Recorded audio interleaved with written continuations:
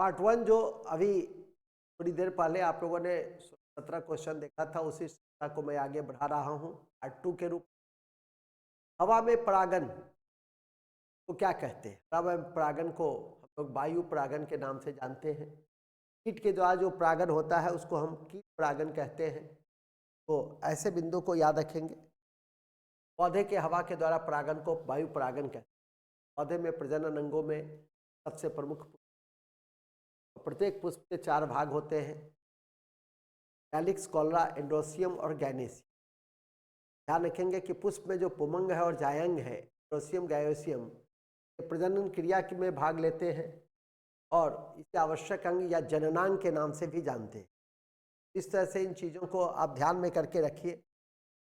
परागन 2 प्रकार के होते हैं, स्वपरागन होते हैं, पर परागन होते हैं। जब एक ही पुष्प के परागन उसी के स्टिग्मा के साथ, पूर्व पुष्प के स्टिग्मा के साथ या स्टिग्मा पर ये प्रक्रिया करता है तो स्वपरागन कहलाता है। और पर परागन जब एक पुष्प का परागन उसी जाति के दूसरे पौधे पर जब यह प्रक्रिया अपनाता है तो पर परागन कहते हैं। विभिन्न परागन की विधियां हैं, वायु के द्वारा है, कीट के द्वारा है, जल के द्वारा है, जंतु के द्वारा है और पक्षी के द्वारा है। कभी कभी यह क्वेश्चन भी पूछता है किसके द्वारा होता है। यह सभी इसके उत्तर होंगे। इसके बाद युवा, तो प्रधानमंत्री कौशल विकास योजना के अंतर्गत एक कार्यक्रम है, की शुरुआत किसने की थी? ठीक नहीं, युवा की शुरुआत करने का श्रेय पुलिस ने 1917 में किया था, तो इसके विकल्प के अनुसार दिल्ली होगा, ध्यान रखेंगे। युवा 20। केसर का मुख्य उत्पादक राज्य जम्मू कश्मीर है। केसर, भारत में केसर का मुख्य उत्पादक राज्य जम्मू कश्मीर है, जबकि पूरे विश्व में ईरान है। केसर विश्व का सबसे कीमती पौधा है जिसका नाम क्रोकस, का वैज्ञानिक नाम क्रोकस है। का उपयोग मक्खन आदि बनाने में, स्वाद में करते हैं और हाल ही में इसे जीआई टैग भी मिला है। ध्यान रखिए। जल शोधन का कौन सा तरीका सूक्ष्म जीवों को नष्ट नहीं करता है? तो निस्पंदन नष्ट नहीं करता, क्लोनिफिकेशन नष्ट करता है। उबालते हैं तब नष्ट होता है, अल्ट्रावायलेट रेडिएशन जब करते हैं तब नष्ट होता है। निस्पंदन की प्रक्रिया में नष्ट नहीं होते हैं। जल के शुद्ध करने के कई तरह की क्रिया हैं, जैसे आरओ सिस्टम भी है, रिवर्स ऑस्मोसिस सिस्टम भी है कि नहीं, जिसमें यदि बहुत रहता है तो इसके माध्यम से भी साफ होता है गंदगी। यूवी अल्ट्रावायलेट रेडिएशन सिस्टम के द्वारा भी जो बैक्टीरिया वायरस होते हैं उसको नष्ट किया जा सकता है। इसके अलावा क्लोरिफिकेशन से नष्ट होता है, जल को उबालने से नष्ट होता है, तो और जल शुद्ध पीने योग्य बनता है। NSDL, आजकल इसके पूरे नाम परीक्षा में पूछे जाते हैं। National security depository limited, national security depository limited, ये भी इंपॉर्टेंट फैक्ट है। और यह एक संगठन है जो सिक्योरिटी मार्केट में ट्रेड करने वाली होल्डिंग्स शेयर बॉन्ड को सुरक्षा प्रदान करता है। यह सभी व्यवस्थाएं ऑनलाइन चलती। NSDL का पूरा नाम नेशनल लिमिटेड है, तो ध्यान रखिएगा, नाम में ही इसके उद्देश्य भी। कीट दंश से होने वाली खुजली, फॉर्मिक एसिड है कि नहीं, ध्यान रखिए। कीट दंश से होने वाली खुजली फॉर्मिक एसिड के कारण होती है। एसिडिक एसिड कार्बोक्सिलिक एसिड है, जिसके कारण सिरका में खट्टा स्वाद और तीखी आती है। लैक्टिक एसिड वाटर सोल्यूबल है, स्किन से जुड़ी परेशानियों को दूर करा दिलाने में भी इसकी भूमिका है। इसके अलावा ये जो महत्वपूर्ण हस्ती हैं, इनको ध्यान रखिए कि थिएटर से जुड़े हुए कौन हैं। सभी लोग, नसीरुद्दीन शाह से लेकर गिरीश कर्नाड, मकरंद और डॉली ठाकुर, ये सभी थिएटर से जुड़े हुए लोग हैं जिस पर नजर होनी चाहिए। महात्मा गांधी राष्ट्रीय समुद्री उद्यान जो है वो कहाँ बनाए गए हैं? तो अंडमान निकोबार में, पोर्ट ब्लेयर में है। काफी महत्वपूर्ण है ये, कई परीक्षा में पूर्व में ही पूछा हुआ है, ध्यान रखेंगे। की स्थापना 1983 में हुई थी। 1972 के वन्य जीवन संरक्षण अधिनियम के तहत, वन्य जीवन संरक्षण अधिनियम 1972 में आए थे, जिससे ध्यान रखेंगे। यह उद्यान 2 प्रमुख द्वीप, लैब्रिंथ द्वीप समूह पर है, इसे ध्यान रखिएगा। अंडमान निकोबार द्वीपों का समूह है और आर्कियोपेलिगो है। भारत का यह आर्कियोपेलिगो है। ऐसे आर्कियोपेलिगो मतलब जो द्वीपों का समूह है। इंडोनेशिया में 13,000 द्वीप है। ध्यान रखेंगे कि यह उत्तर और दक्षिणी अंडमान 10 डिग्री उत्तरी अक्षांश इंपॉर्टेंट है, जो उत्तरी अक्षांश में स्थित है। अंडमान निकोबार में कई सबसे अधिक वन्य जीव अभ्यारण्य और ये सब कार्य कर रहे हैं। रानी झांसी मैराइन राष्ट्रीय उद्यान संग्रहालय भी अंडमान में है, तो महात्मा गांधी के साथ साथ इसे भी याद रखिए। पिरोटन द्वीप अरब सागर में है। गंगा सागर वगैरह तो बंगाल में है, इसे ध्यान रखिए। रामेश्वरम तमिलनाडु में है। पंबन द्वीप का संबंध भी तमिलनाडु से है, तो भारत को तमिलनाडु को लंका से जोड़ती है। अंडमान निकोबार में एक प्रसिद्ध जनजाति है सेंटिनलीज, इसके अलावा जोड़बे है, उंगे है, सोम्पेन है। जोड़बे,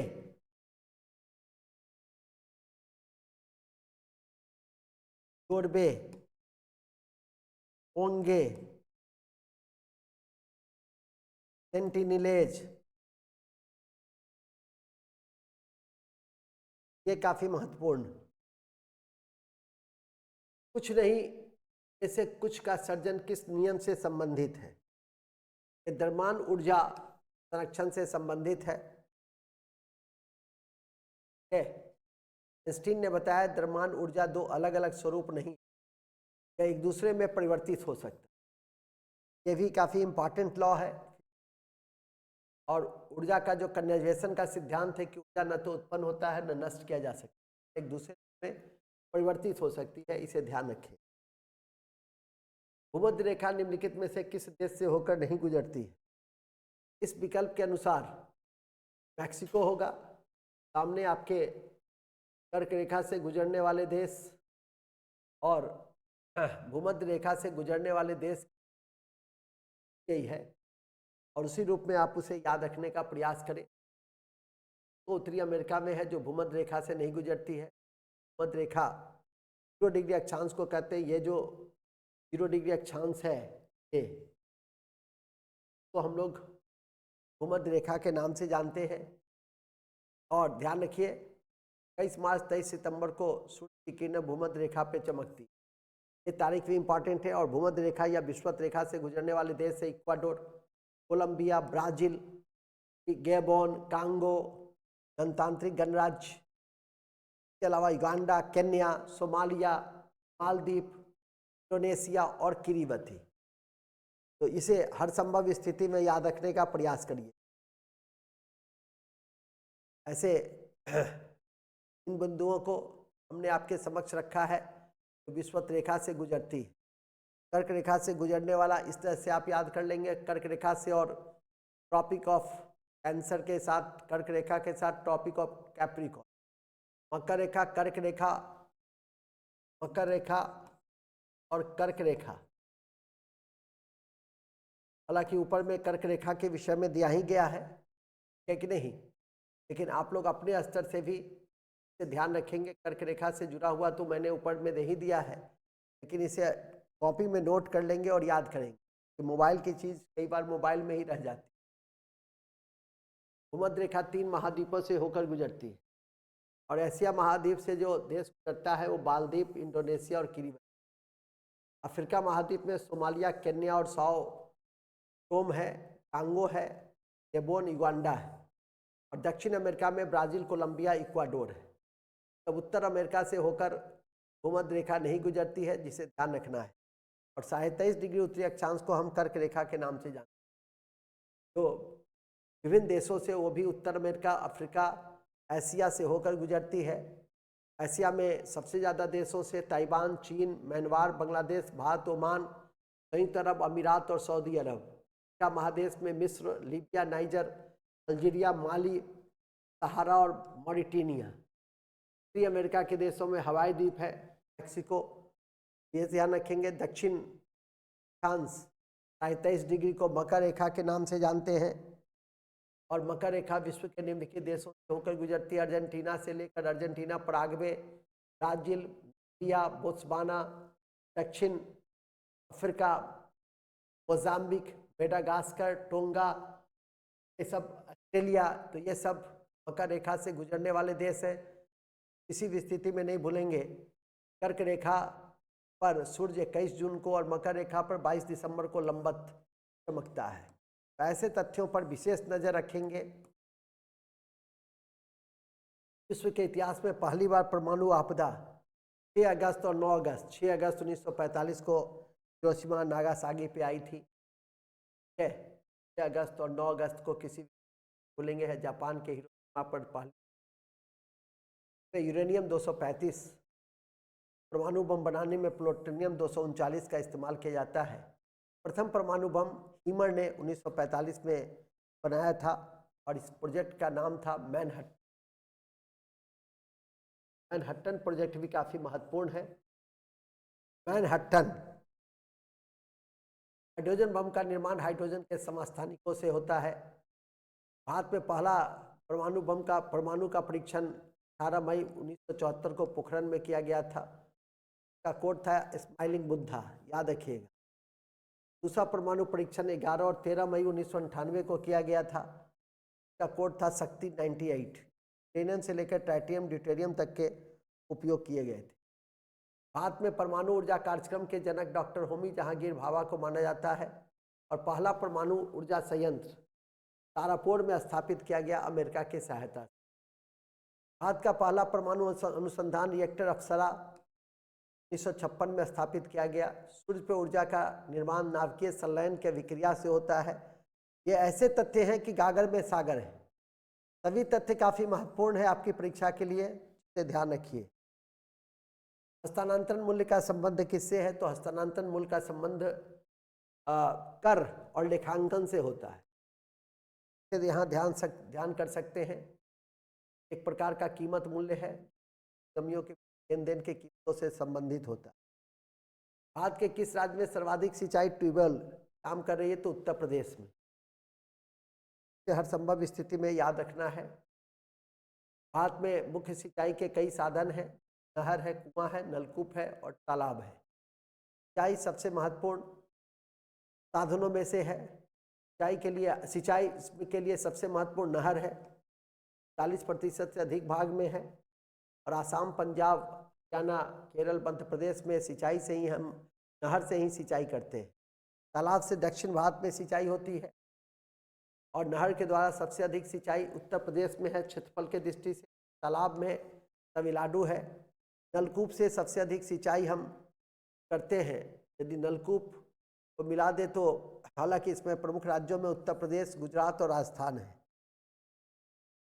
बिहार में सिंचाई के साधन भी वही हैं जो देश में है। बिहार में नहरों से कुल सिंचित भूमि 28% के करीब में है, जबकि नलकूप से सबसे अधिक है बिहार में। ध्यान रखिए, मध्य प्रदेश में सर्वाधिक सिंचाई कुओं से किए जाते हैं। इस तरह से हर रीजन का अलग अलग सिंचाई प्रबंधन, जल प्रबंधन है। गौतम बुद्ध के संवादों की भाषा पाली थी। हर संभव स्थिति में याद रखेंगे, ठीक है। नहीं बेरन बेरानी संबंधितम कुदाचनम अवेरानी च समन्ते धमासनम। पाली संस्कृत का साधारणीकृत रूप होता है। ध्यान रखेंगे, पाली संस्कृत का साधारणीकृत रूप होता है, जो परीक्षा के लिए काफी महत्वपूर्ण। गौतम बुद्ध अभी मैंने बताया ही, तो याद रखेंगे पाली।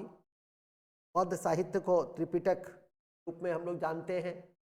पिटक में 3 पिटक हैं, के लिए काफी महत्वपूर्ण है। विश्व एड्स दिवस इस तिथि को मनाया जाता है तो 1 दिसंबर को। वर्ल्ड इम्यूनिटी डेफिसिट फ्रॉम 1 मई को मजदूर दिवस है। 10 जनवरी को विश्व हिंदी दिवस है। 10 जनवरी को। 12 जनवरी को भारतीय युवा दिवस है। 15 जनवरी को थल सेना दिवस है। 28 फरवरी को राष्ट्रीय विज्ञान दिवस है। 12 अगस्त को अंतर्राष्ट्रीय युवा दिवस है। 30 अगस्त को राष्ट्रीय खेल दिवस है। 14 सितंबर को राष्ट्रीय हिंदी दिवस है। इस तरह से इन चीज़ों को याद करके रखेंगे। एड्स के विषय में HIV वायरस कभी नहीं भूलेंगे। ये आपके रक्षा मंत्रालय का विभाग है।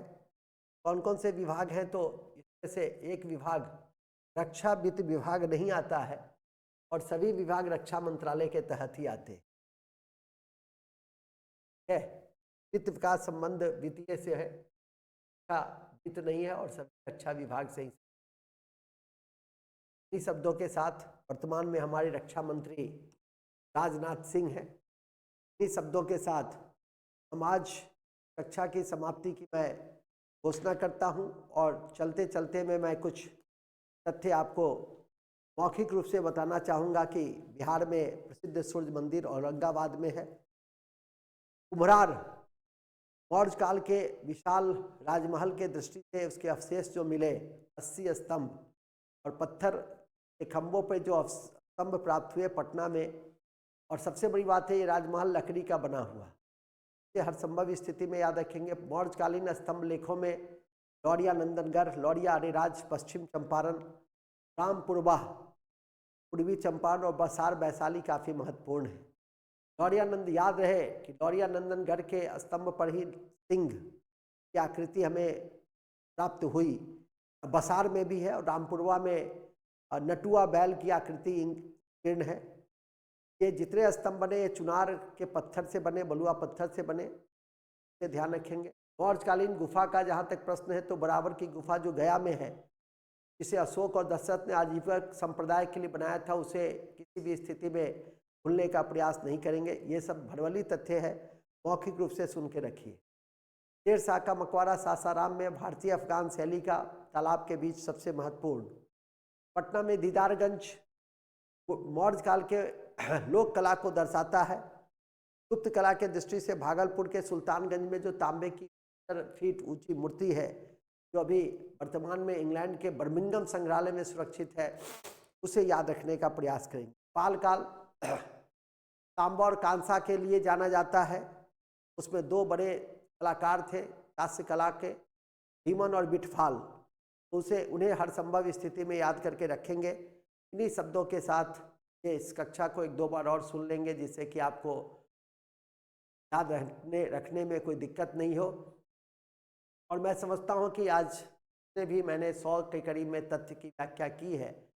यदि आप नियमित रूप से अपना तो जो क्लास नोट्स है, जो कॉपी है, किताब है, CRT ये सब का जो अध्ययन करते हैं, है पेपर्स हैं, साथ में समय समय पर पार्ट टाइम में इस तरह के वीडियो आपके लिए काफ़ी उपयोगी हो सकते हैं। आप लोग अपना कमेंट जरूर देंगे। बहुत बहुत धन्यवाद। जय हिंद, जय Bharat. Thank you very much.